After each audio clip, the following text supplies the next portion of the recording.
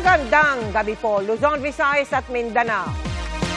Halos buong Pilipinas na ang nakakaramdam ng pinagsamang epekto ng Typhoon Inday at ng pinalalakas nitong southwest monsoon o habagat. Ngayong gabi hanggang mamayang madaling araw, pinakamalapit sa kalupaan ang bagyo.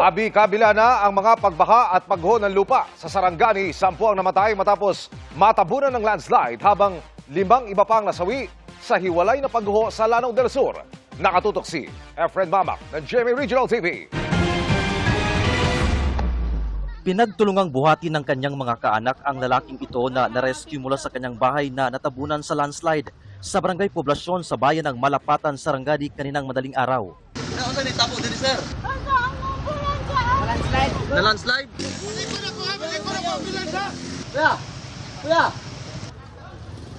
Ang biktima agad na isinugod sa ospital sa bayan ng Alabel. Pero idineklara ring dead on arrival. Pero bukod sa lalaki, 2 pang pamilya sa 2 bahay ang natabunan. 2 ka balay, 2 ka pamilya. Tapos kanang pulo sila ka buok. Tapos siya lang ang nakuan, siya lang ang nabuhi. Isa-isang na-retrieve ang katawan ng mga biktima. Ayon sa Municipal Disaster Risk Reduction and Management Office o MDRRMO, umabot sa 10 ang bilang ng namatay dahil sa landslide, kabilang ang 2 bata. Ang landslide dili kayo lalom kay pag-rescue sa ilaha mga around 6 o'clock based doon sa statement sa Purok Chairman. Madungog pa niya tong tingog sa ilalom. Mutong nagtingog mo da itong buhi pa lang mutong nadala sa ospital kayo na. Pero in the rest nahilom na. Dalo nyo ng cadaver bag? Ipadala na mo sa katong naglugsong sa nagdala og pasyente para huwag na makita ni sulod na lang. Sabi ng MDRRMO, posibleng lumambot na ang lupa sa lugar bunsod ng nangyaring magnitude 7.8 na lindol sa Sarangani noong June 8. Kaya bumigay na ito kasunod ng mga pag-ulang dala ng habagat. Posible ni na wala ni sila pa na report kay dili pud siguro ni basta-basta mo landslide ayon kung walay mga tension cracks, pero kana gina-confirm pa nato.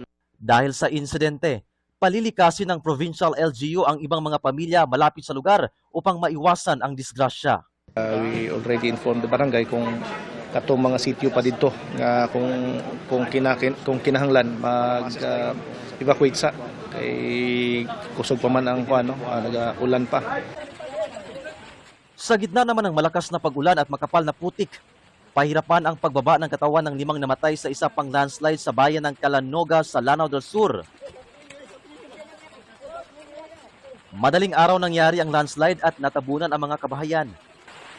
May 2 nakaligtas pero may 6 na individual pa ang nawawala. Kinakailangan ding maglakad ng nasa 10 kilometro ng mga responders para marating ang lugar dahil di rin madaanan ang kalsada tulay. Ayon sa Lanao del Sur Police Provincial Office, may ilang lugar pa silang di naaabot.